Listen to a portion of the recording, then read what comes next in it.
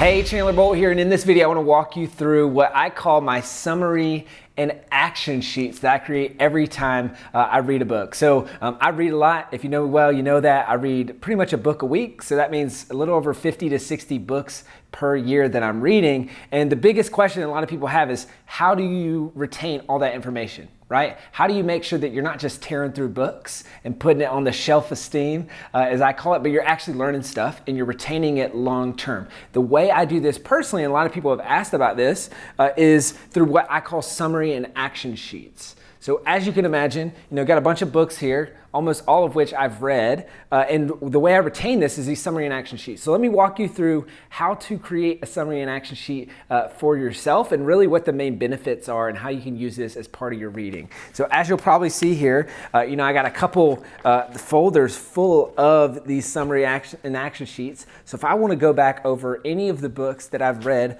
over the last 2 years, 3 years, however long I've been doing this, I can actually go and retain that information. Now, what is a summary and action sheet? First things first, it's exactly what it sounds. So there's the summary. Now, I choose to do this written versus computer. For me, there's a couple reasons for that, right? Some people prefer typing because you can type faster. I found that you also are more frequently going to get distracted when you do that. So you go to type something in your computer, then you see notifications, and the next thing you know, you're on Facebook, and you're not even reading in the first place, which is why you're doing this. So I do this good old-fashioned pen and paper, and that's what I do, and I name it at the top. So it'll say, this is Essentialism, one of my favorite books. I think it's back here on this bookshelf. So Essentialism, summary and action sheet. These are the main points, and then I put a box. So this says action steps. Now there's a reason this box is very small.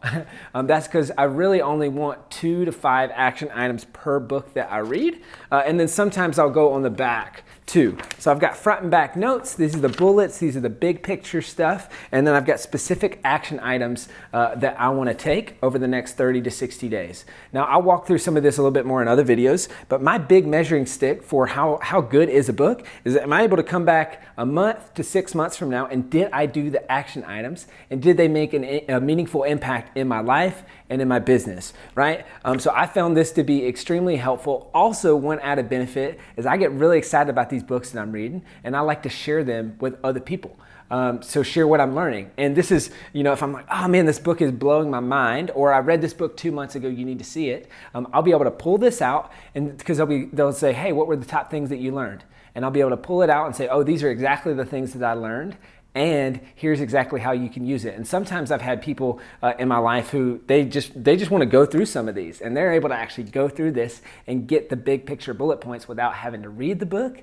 And then also kind of one final benefit here is that when I go back and read a book again, I'll mark read number 2 on the top. And so I'll actually be able to see, oh, depending on where I was in my life at the time, or depending on where I was in my business at the time, I actually got very different takeaways, very different action items from rereading the same exact book. So it kind of becomes this helpful backlog over time of things that I've learned. So if you're someone who reads books, maybe you read a lot of books, maybe you hardly read any books, I would highly recommend this, because there's a lot of studies that say whenever you write something down, I forget what the exact stat is, it's like your retention goes up by 30, 40, 50, 60%. So not only are you way more likely to remember the stuff that you read if you never look at the notes themselves, just the mere fact of writing it down helps increase your memory, but also obviously this helps you kind of long-term be able to reference back to that. And then there's the obvious added benefit of when I know that I'm doing this, I'm way more intentional, and I'm paying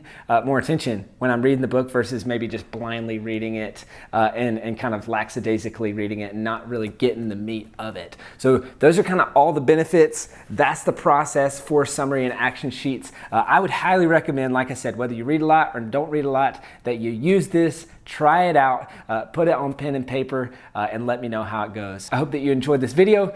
Comment below, let me know, have you tried this? Maybe post a picture if you do it. I think that'd be really cool, and I'll see you in the next video.